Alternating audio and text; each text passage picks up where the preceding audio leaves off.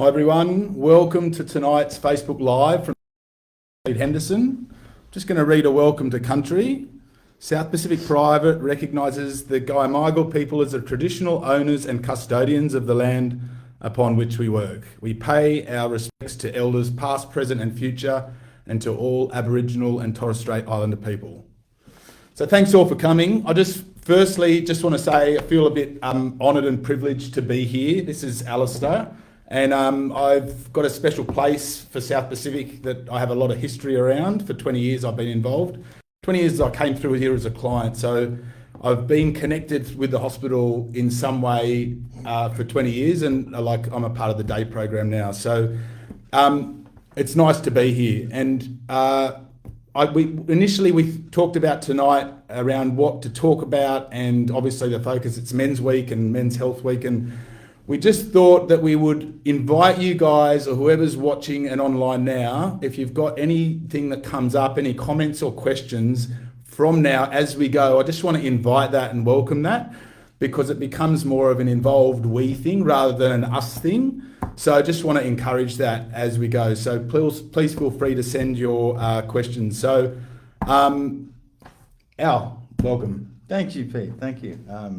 Yes, I might flag just at the beginning that tonight might bring up some difficult feelings, and if you do require some urgent support, please, you can call Lifeline on 131114, or if you're in immediate danger, please call 000. And our intake team here at SPP will be open to take calls from 8:30 a.m. tomorrow morning. So maybe a little bit of a brief an introduction about Men's Health Week. The Men's Health Week this year is about healthy habits. That's the theme.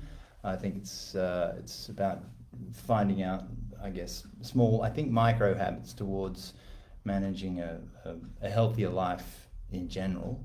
I think on the back end of what Pete was saying, I'm very grateful to have the opportunity to do this. It's quite a shock to me.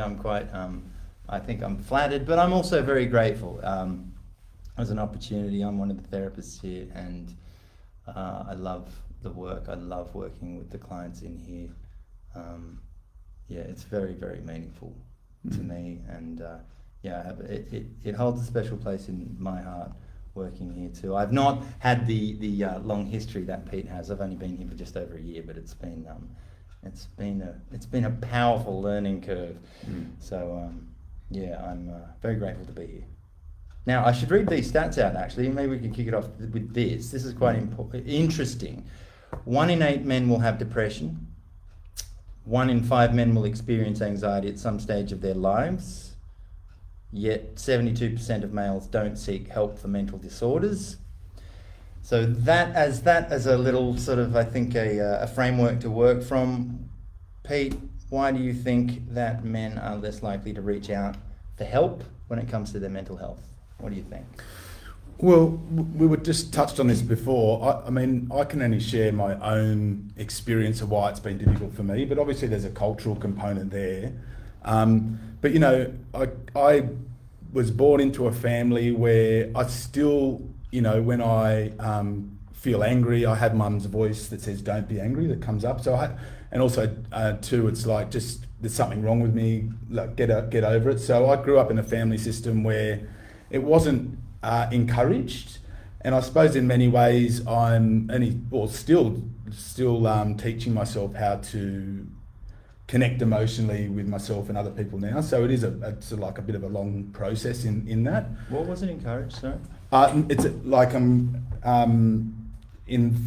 sorry, what was your question? What wasn't encouraged? You said that it wasn't... It wasn't encouraged from my family. It wasn't supported from my family. I've still got, like, most of my family have passed away now, but mum and dad, it was like I was on my own, and there was a lot of life stuff that happened in my family system, and it just wasn't one of those things that I could take to my parents, to my family, to share what was going on in my life and in the world around how I was feeling. So I learned how to do it on my own. It was this really natural thing, and I still, like up until today, I have to really push myself out to be vulnerable today, to be able to connect with my wife, with other men.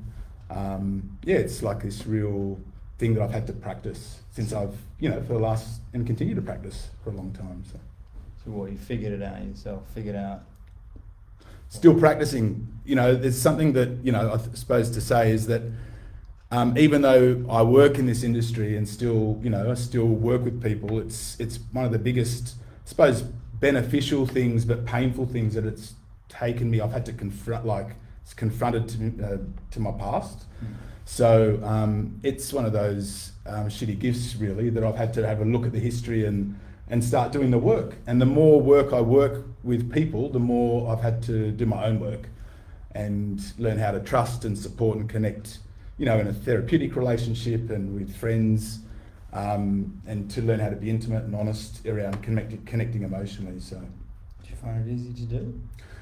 Yes and no. Sometimes when it comes to the really deep old stuff around the trauma that I've been confronted with, which has brought me through mental health and continues to take me through a mental health experience, it's been really hard. It's taken me a long time to trust my therapist, and I think it's just naturally happening. It's a bit easier, the process now. But it's one of those things I need to put effort in around. I have to naturally, I have to really force myself to step towards. Naturally, it's not. So it's not. The question is, why do you think it's less likely to reach out for help? To why? What's the resistance to reaching out? Because it's naturally you're inclined to sort of figure it out yourself.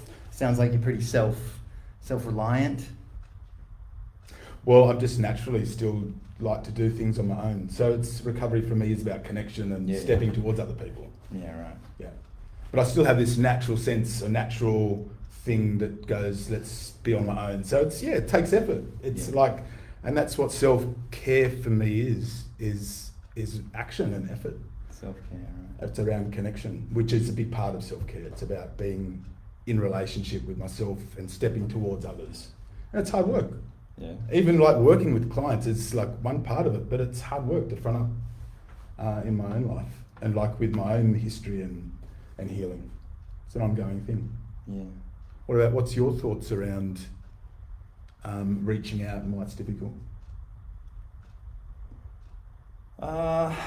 I agree with a lot of what you said with when you were growing up.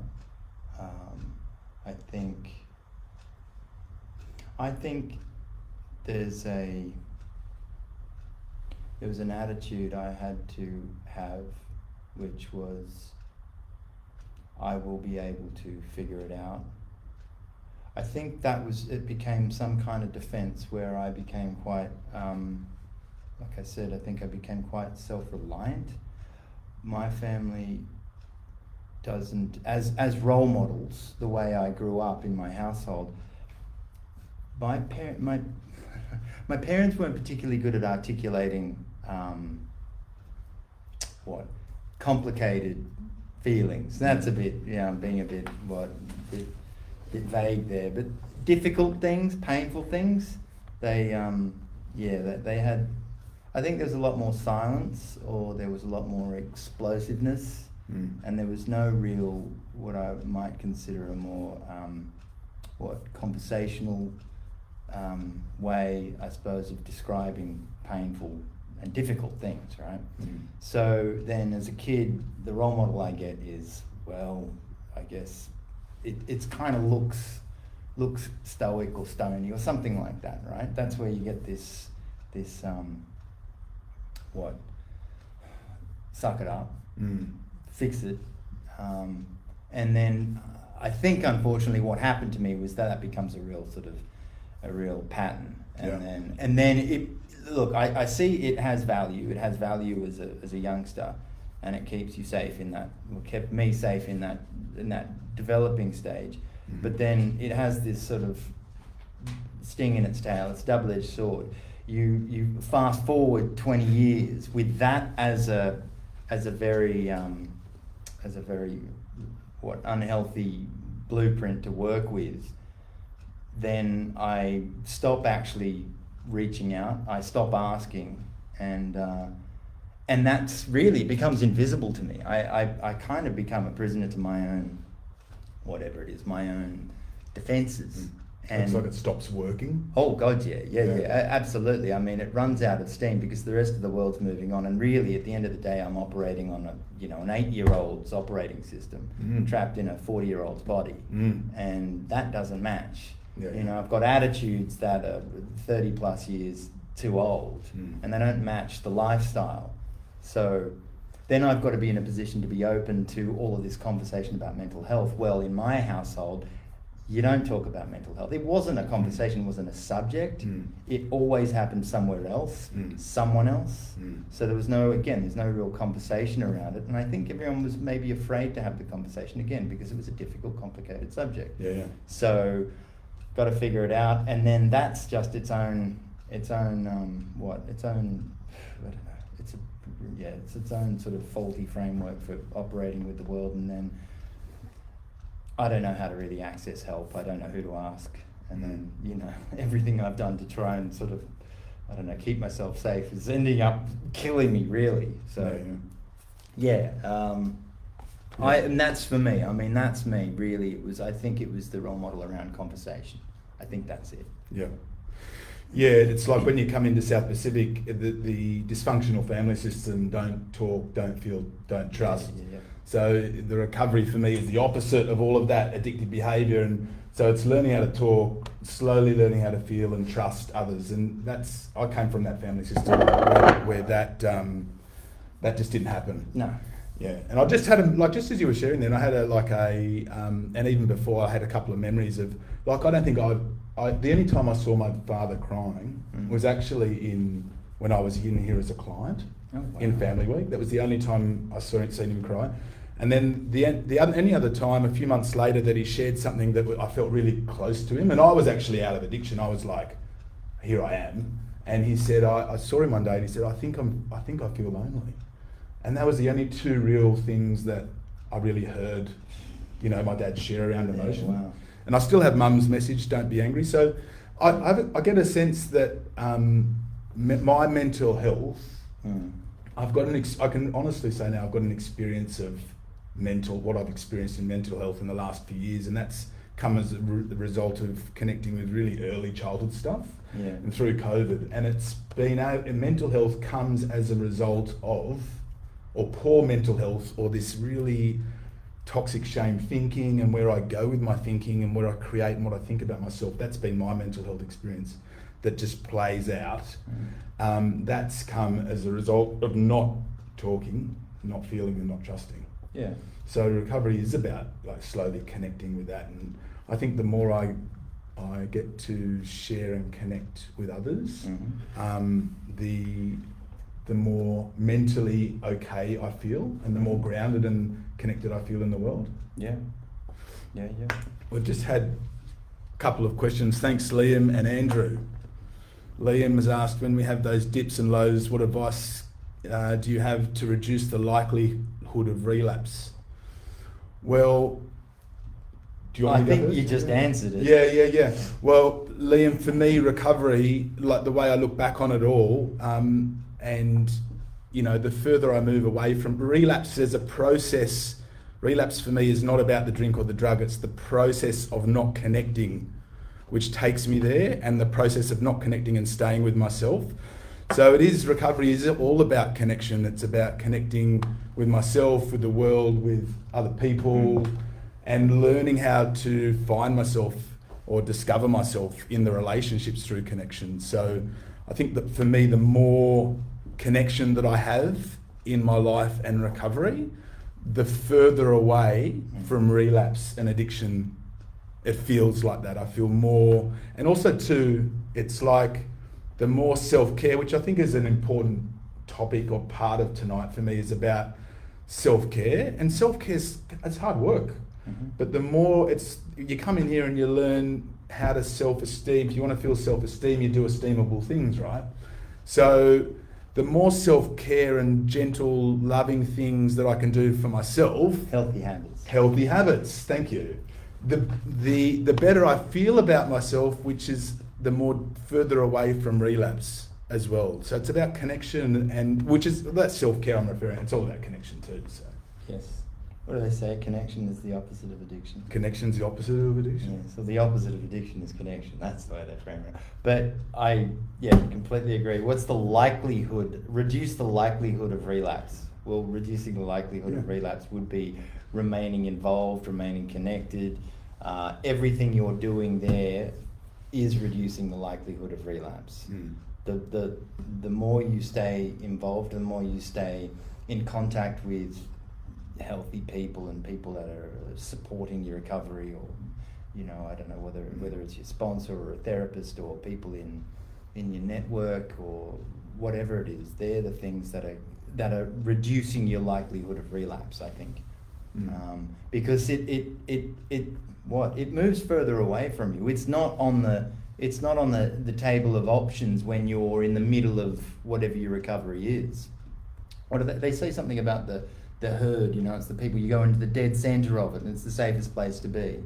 So in that whole recovery scenario, you move further and you get more and more immersed in it, and then you're safer. I think this is awful analogies, but it's addiction, it'll pick off the stragglers, and people that are sort of hanging in the periphery, well, they're in danger. Because they're moving closer to relapse because whatever it is that they're resisting, which I think is, I think number one, which is trust, connection. That's built into trust, right? And there's something about people come into recovery, come into mental health with very broken sense of trust in people and places and systems and all the rest of it. So you're then being asked to be vulnerable and talk about your feelings, and it's that doesn't come very easily. I don't trust people, and I'm suspicious, and and I think trust is really important, but for me, I need to be responsible to step forward. I need to put the action around trust. I can't wait for trust to happen. I need to put the action in to work out whether I need to learn trust and what trust fits for me with whatever people in relationship. And some relationships you learn to move away from because they become a bit unhealthy for me, or they're not there's something around them that I connect with unsafety in them. So but I need to step toward into my recovery and other people to learn the trust. Absolutely. I think that's important. But it's hard. It's chicken and the egg thing. It's which comes first. People find themselves accidentally in recovery or in treatment, and then they're exposed to something that's uncomfortable to them, and then I think there's a big part of being open to taking direction, changing an attitude, giving something a go, something else a go. Even this conversation, there are all sorts of little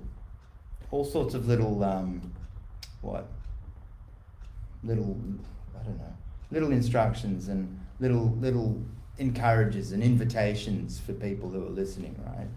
And it at the end of the day, it'll be beyond being on Facebook Live. It'll be something about moving towards some new health, or but that and unfortunately that's going to come from some kind of motivation, some private motivation. Andrew has just asked, how can we move past the stigma of self-care for men that isn't typically masculine? The stigma of self-care. I like this. We were kind of having this conversation just before. The role models I know, curiously, I was thinking about this when I was young. One of the things that I was really drawn to, and people have their John Wayne and stuff like that. I know that's kind of the old stereotype, but it was really Indiana Jones. I had this image, I'd watch that, and it was the adventure and that sort of, I don't know, something real sort of strong about it. And that's what I was drawn to. And it took me a long time to realize that it sounds so simple, but that's just a movie. It sounds real simple, but there's all this life that goes on around this character for him to have those adventures. And if I insert myself into that narrative, I think, actually I need to have a shower and I need to get some sleep. But I didn't see Indiana Jones do that. It's like, because it's a movie, mate. It's like, hang on, life's real complicated. So self-care, I actually just now include that into the story, but people just don't see those parts. if that's a way of thinking about it. But it was the stigma around it. I mean, It's a hard one. It's a good question because it's taken me a long time and still practicing. Like one of the things I wrote down here as a client, which is what one of the therapists said, is what other people say, think, and feel about me is none of my business. Oh, yeah. And it's really it's easy to hear that and go, yeah, it's sure. Yeah. But because we've had no connection, or we come in here, a bit, well, as a client for me, I was broken, lost, lonely, desperate, and I hadn't had that any experience of what a healthy, intimate relationship was. So it's like learning and trusting that. So, so it's easy to say. I mean, a few years down the track, it's like it doesn't impact me as much what other people say and think. Yeah. And what's important for me too, it's also too, I don't think I've got a right to tell clients or sponsees or anyone that to tell them what to do. I think it's a really personal thing around self-care, and it's finding out, I mean, for sure, we have the fundamentals in 12-step program. You talk about the HALTs. So looking after a healthy diet, plenty of sleep, food, and connection. And I mean, that goes for itself, but all of the filling in all the gaps around that, it's a really personal thing. But I think for me, by staying in relationship and in through connection to work out that was what it is, I think that's what's important for me. Yeah. And it's like, for example, like when I leave here, it's important for me to keep speaking up and saying no, even to my wife sometimes, and that can be hard work. Yeah. And that's self-care by having a voice. And after here tonight, I'd go and do my weekly meeting and catch up with a group of men for dinner. And so it's finding out the things, that are personal, and that can all for me, it's over 20 years, it's changed a lot. But the fundamentals of being with other people, like I can't, we can. Yeah. That's been there all the way through, and it's filling in the creative side and working out what my little boy wants to do and have fun, and that's hard work. It's been hard work for me. Please, can I add that early days stuff about the stigma? I would encourage be around the people that are going to support you, and that's to do with not being around people that are going to make it more difficult for you. If what you're really concerned about, and that's why you'd come to something like a treatment facility, because you're going to be surrounded by, I would suggest, something that's a lot safer than the external world. You're going to be in something like this, and you're going to be around people that are all talking about the same thing. So there's a support and an encouragement to build a little bit of that resolve while you move into things. And in a place like this, there is no stigma attached to addiction. That's the conversation in here. You do change your attitude towards it, and you outgrow a lot of whatever it is that goes on out there in the community. You do understand it in a different way. And for me, I think like where I'm at now, I've made peace with my addict, and a lot of it makes sense, and I have, like, it's provided, like back in my life, there was a reason to why it came into my life. So it's learning how to be at peace with that and be okay with that, and it's actually a big part of it was about survival for me. So but in relation to it's something that is important that you said, that you come in here and it's not just about the immediate change of abstinence, because if most people, if they end up in here, there's been a problem, right? So it's not just about abstinence. That's not the problem. That's become, the addiction's been looked at as a symptom of the problem. So we remove that and we're left with ourselves. And so it's a whole lifestyle change, right? It's about, it's saying goodbye to jobs and moving on if that's what's needed. Well, for me, I needed to move careers, step out of the family business, say goodbye to a couple of old mates, and immerse myself into something new, and it was scary. But I wouldn't change obviously any of it now. So. No, yeah, I agree. Yeah, I agree. We've got a couple more questions here. All right, what do we have? Peter. Peter asks, how do you find a therapist, someone who you were comfortable with? Well, I mean, from my experience, well, I'm a therapist. I don't think I'm a difficult client, but I think, look, I would encourage you to firstly, I mean, if you're looking for a therapist, you can go on the PACFA website and places like that, and you look up and find local therapists. And part of it's about you, I think, actually giving it a go. Part of it's you going in and actually being prepared to maybe go in more than just once. Yeah. Because we're all good at being quite defensive, and I'm number one at that. And then judging and criticizing and also not turning up again and being aloof and I don't trust. And well, maybe part of that is about giving something just a little bit more of a go, I think. Yeah, 100%. It is about action, Peter. And, I think in my, 20 years of being around here, I've had a number of therapists, and I look back and they've all been there at the right time. I've had a couple which I've gone in and gone, no, I'm not connecting here. But it is initially about putting in the action and just giving it a couple of sessions to work out if there's a connection. You'll know. Yeah. If you put the action in, you'll know if it's there for you. Just trust. I suppose you come in here and what do I say? Trust the process. Trust the process. Yeah, trust the process. I have always had an uncomfortable first session. That's standard. I go in and I go, I don't like this person. Yeah. And then fast forward. Something good there happening there. Oh well, absolutely. I mean, if there's something that I don't want, if I'm activated by something that's going on in the room, that means I need to learn something about myself. Because if I meet someone that I really like, I'm not really doing a whole lot of work. Yeah. And those relationships that have started off just that little bit prickly or something have ended up being the most rewarding and meaningful and valuable. They just weren't all. Yeah.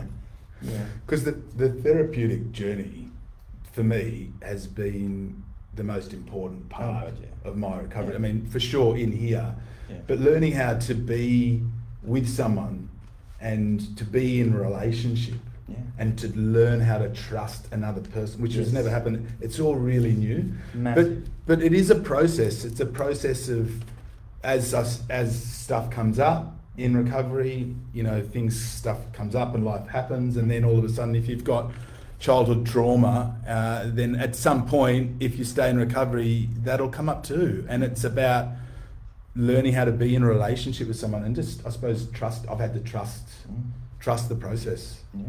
Yeah. Trust. It's real hard. It is a hard one, man. Yeah. Scott is asking, do you find that women are more open and likely to seek help? Why do you think that is?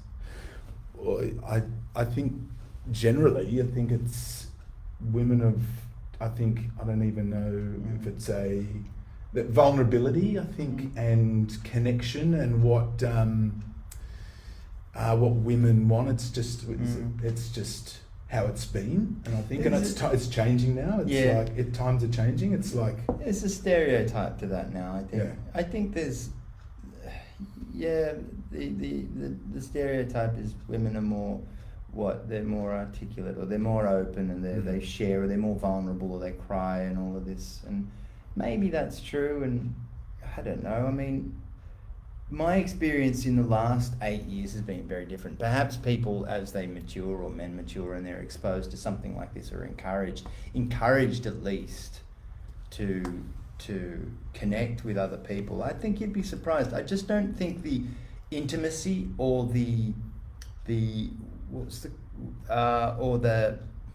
I don't think the intimacy or the help looks the same. That's all. So I think what's happening is there's a comparison. It's meant to look the same, and I don't think it does. I think men do have a different way of getting their intimacy across. I remember many years ago, I remember hearing that this is as a teen, two blokes will talk more intimately when they're sitting in the front of a car looking out the window, and the old gag was that they're not looking at each other, right?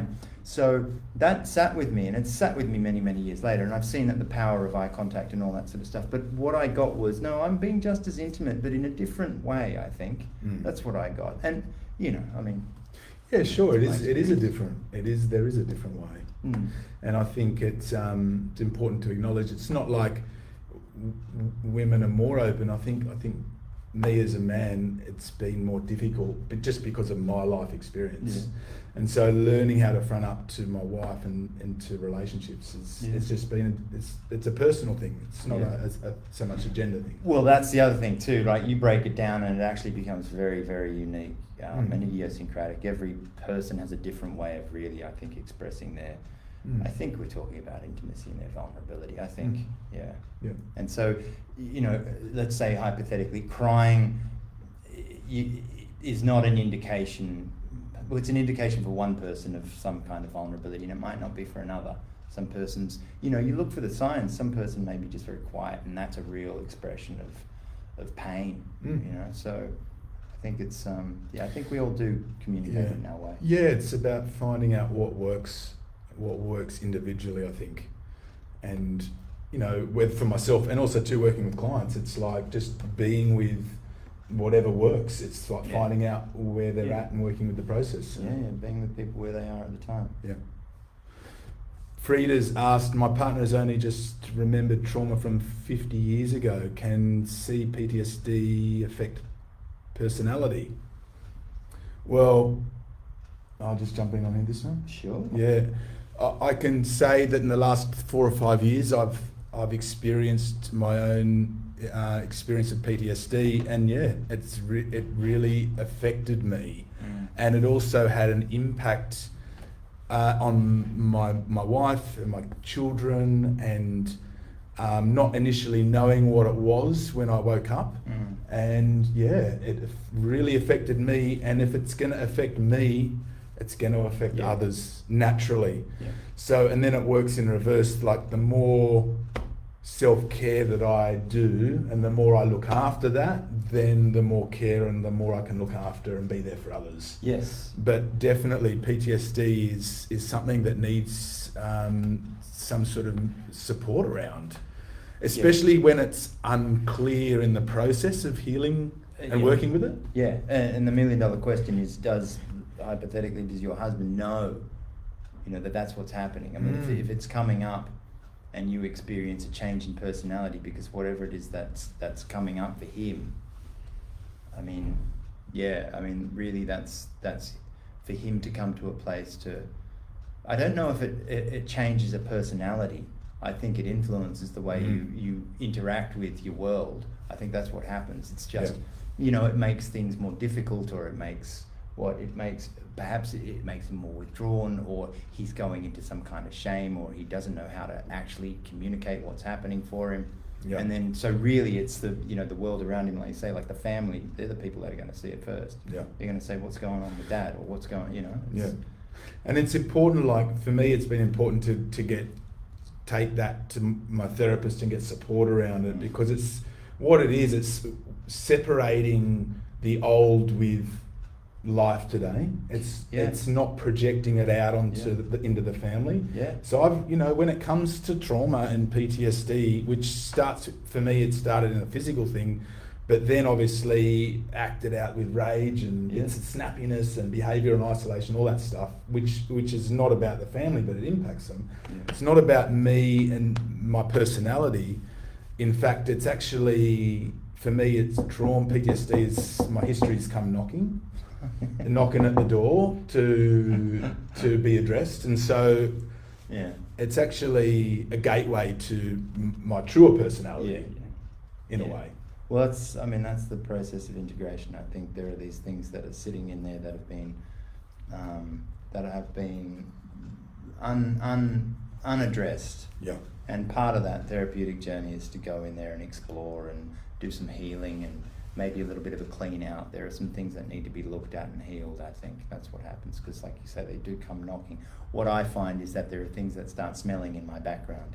You know, and it means I got to go and check. Hang on, I haven't taken out the garbage and it's been sitting there for 20 years. I got to get rid of that. Otherwise, you know, it starts to breed all sorts of ugliness. And like you say, I mean, really, it starts to come out. The thing about that is, getting back to me being a man or whatever that is, I then find that real difficult to articulate. Like, oh, leave me alone, I'll be fine. It's like, now I've gone back into, I'm going to figure it out all myself. So again, the opposite of the connection. Share, be vulnerable, be intimate, and say, something's going on, I don't know what's going on. And then But also to look for me, I've needed professional support. Yeah, too. absolutely. Resources. For someone to help me understand it and work through it. Yeah, I mean, look, I wouldn't know how to articulate anything. I mean, early days, I wouldn't be able to say, I couldn't pick emotions, I couldn't pick them out.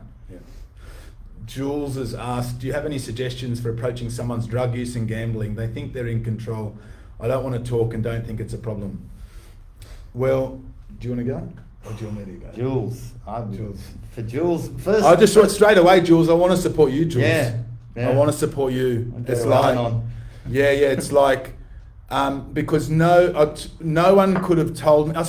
My wife tells me what to do, and I still want to go like that. It's like no one wants to be told what to do. Yeah. What I straight away have this energy come up for you around like how are you looking after yourself, and really having boundaries but it's it's to be living with someone in this. Yeah. Like I wouldn't want to have been living with me. Yeah. Back in that. So it's thinking that they're in control, not talking about it, not thinking that it's a problem, it goes hand in hand. And for an addict, it only becomes a problem if it's a problem. And statistically, the statistics out there around what happens is scary. So there's the classic old intervention, right? Yeah. You've got that kind of idea where someone is confronted by X amount of people, so that you can get a bit more of a sense check, and because confronting a partner is loaded with your relationship, which is very difficult, I suppose. But I second what Pete said. It's my support is for you, and the question is, what are you doing to take care of yourself? What do you need? And now the advice. The support would be to find the adequate support, the right support for you. Yeah. Because people, Jules, I get that I imagine it's quite painful, but people do what they need to do, and they've got to go where they've got to go before hopefully there's a point of surrender and reaching out. Yeah. And that's a process. And so I had just energy for you that came up around like how you, wanting you to support you in some way. Yeah. What else? Charlie. Go. I found it easy to create boundaries with family because they're overseas. Any advice on loosening those boundaries and contacting them more? I mean, that's a pretty big boundary. They're overseas. Yeah. Charlie, it's hard for me to respond. I'm curious already around your history and your family and the relationships and what's important for you, and it's hard to really comment without knowing your history there. But I can talk about boundaries. For me, need to be flexible, and it's okay to at times to go nah and have some time and space, and then other times it's like, okay, I need to have a complete wall up because that person's not helpful. But also too, boundaries, what we learn, are flexible, but it's about straight away, it's about, like for me, like when I read that question from you, it's like wondering about your history, but also too is like, are you connecting with people and getting support around what can work maybe, or how does this work and how does this feel and how does this work and how does this feel? But it's hard for me to really respond without knowing what's been happening. I'm also curious about what more is. I mean, are you speaking to them once a year, or are you speaking to them once every 5 years? I mean, more maybe just one more time a year. I'm not sure. It all depends on how tricky the relationship is. So it's a difficult one. And look, at the end of the day, I think there's no right and wrong. It's a personal thing. It's like whatever works, and sometimes whatever you need to do to look after yourself, and sometimes having a time and space, that's great. And at some point, it's like addressing that if you need to address that. I know some family and history, it's no contact because of the trauma involved. And with parents in addiction, there's no contact. Like there's like, I'm here for you when you stop drinking, or so depending on what's happening, Charlie, and depending on just support you with whatever you need.